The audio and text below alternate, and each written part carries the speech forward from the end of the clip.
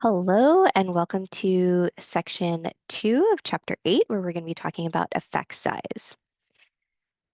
So in this section, we're going to be rounding out our knowledge about the z-test. So whenever we do any statistical test, in addition to doing the hypothesis test, I'll be asking you for effect size. So this sort of adds on to our knowledge of the z-test. All right, so we'll talk about why hypothesis testing is a little bit flawed, what effect size is, what Cohen's d is, how we calculate Cohen's d, and how sample size impacts Cohen's d and how variability impacts Cohen's d. Lastly, we'll talk about the benchmarks for effect size.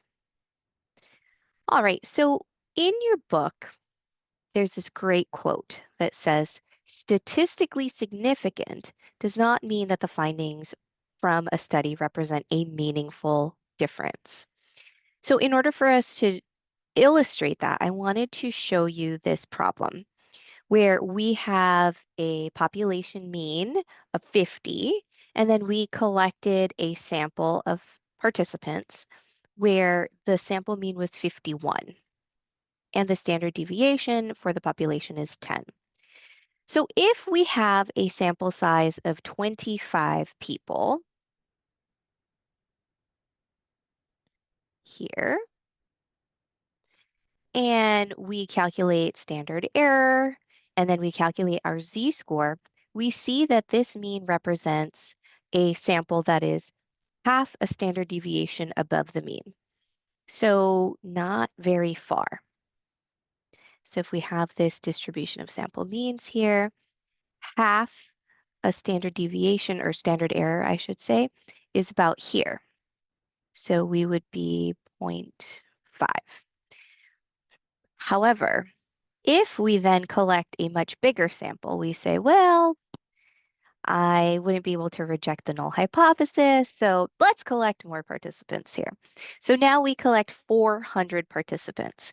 We still have the same sample mean, it's still 51, but now when I calculate standard error, we see that it's much smaller, and now I have a z-score of +2.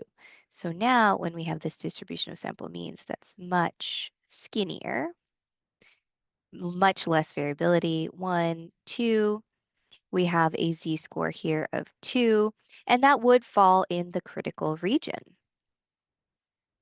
Even if the mean difference is only 1, right? The difference between 50 and 51 is just 1 point. So even if it is statistically significant according to this green box, that doesn't mean that it is a meaningful difference. It's a difference of only 1 point. So that's one of the flaws in hypothesis testing is that it is greatly influenced by sample size. And it doesn't really tell us how meaningful or how big the difference is when we are looking at the means. So what is our solution to that?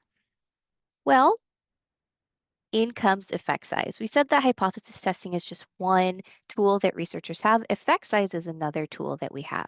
And what effect size does is it measures the magnitude or how big the treatment effect is or the difference between populations is. And it measures this size of the treatment effect in terms of the standard deviation, not standard error like we do for z-score. And it is not influenced by sample size, which is really important here because then it doesn't matter how big the sample is and if you reached significance or not, right? Whether you're able to reject the null or not, what really matters is how big that difference is in terms of standard deviations. So Cohen's d is the mean difference over the standard deviation. In other words, we take the sample mean minus the population mean over standard deviation. So let's go ahead and see if we can use that formula to practice here. There's an interesting example. Are people with visible tattoos viewed more negatively? We had people rate a picture of a woman in terms of her attractiveness. And so on average, they rated her as a 4.9. I believe it's out of 10. So not particularly attractive with a standard deviation of 0.84. Then we photoshopped a tattoo of a butterfly on her arm and had 16 people rate her attractiveness, and they rated her attractiveness level as 4.2. So let's see what Cohen's d is for this effect, and then what if we increase sample size to 64? So here are all the numbers, so let's go ahead and plug that stuff in. So the mean is 4.2. The population mean is 4.9, and the standard deviation is 0.84. So let's see what that is. Let me grab my calculator really quickly here.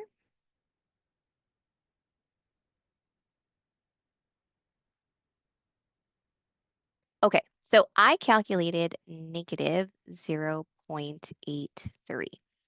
Now, I will say that when we calculate Cohen's d, whether it's a positive or negative number doesn't matter. We don't report the sign. So my Cohen's d for this example would be 0.83 because it's how big the effect, not the direction of the effect that we're looking at. Now, what if we increase sample size to 64? Because this original sample, you'll recall, we had 16 people. But what if now we then had 64 people?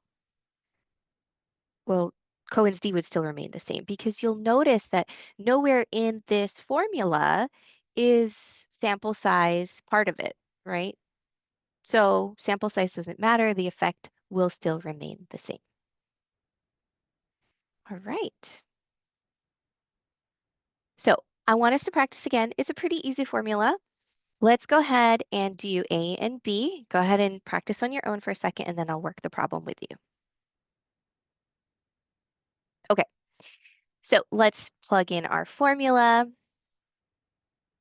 So we've got a sample mean of 115 minus the population mean of 500 over a standard deviation of 100.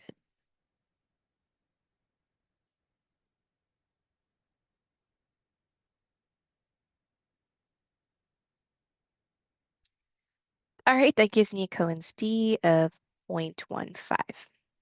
And for this second problem for B, I have the same means. Sample mean of 515, population mean of 500. Now, the only thing that's different is the standard deviation. Standard deviation is much smaller. Remember, standard deviation represents how spread the scores are. And so the scores are much less spread. So in this first population, this probably looks something like this, a lot of spread. This one is probably narrower because the scores are closer together. All right, so let's see what happens when I do that. All right, I get a Cohen's d of 1. So how does variability influence Cohen's d? Bigger variability, smaller Cohen's d. Smaller variability, bigger Cohen's d. So variability is actually a negative thing if we want to see a bigger effect. Now that should kind of make sense to you. If the people in the population are more spread apart from each other, it's going to be harder for us to be able to detect an effect. But if people are closer together, it's easier for us to see an effect. All right.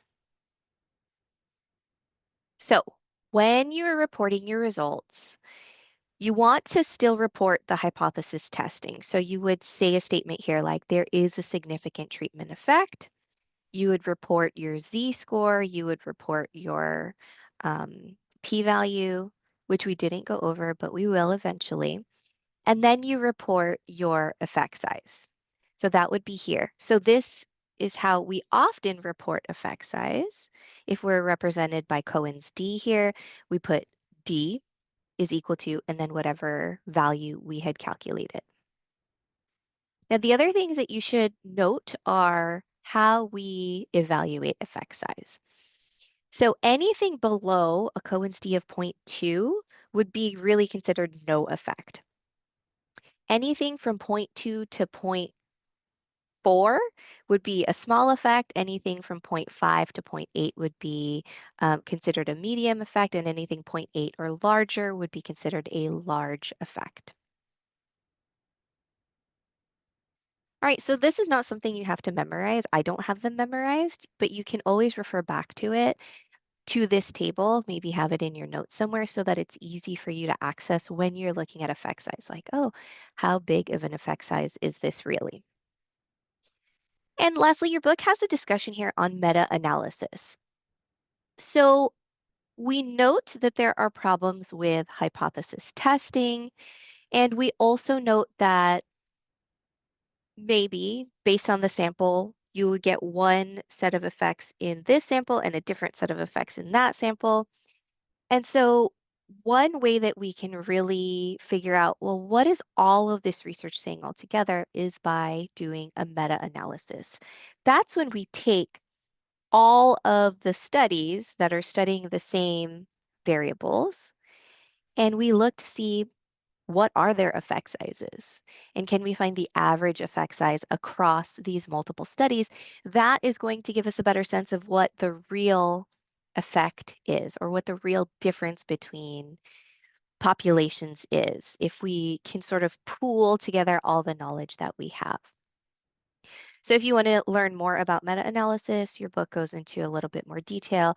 We're not going to go into so much detail in our class discussions, but it is something that is receiving more attention in psychology, and more people are conducting these meta-analysis studies more often so that we can have a better summary, basically, of what all of these various studies with different findings are telling us. All right, so what do you want to take away from this section? You want to be able to calculate Cohen's d for a problem. You want to be able to identify whether Cohen's d is no effect, small, medium, or large. And then big ideas, understand why it's important to report effect size in addition to doing a hypothesis test. And then explain how sample size impacts effect size, which it doesn't. Explain how variability impacts effect size. Bigger variability, smaller effect size, and then vice versa. All right, that's it for this section. I'm going to see you in the last section for chapter 8, where we'll be talking about statistical power. I'll see you when you get there. Bye.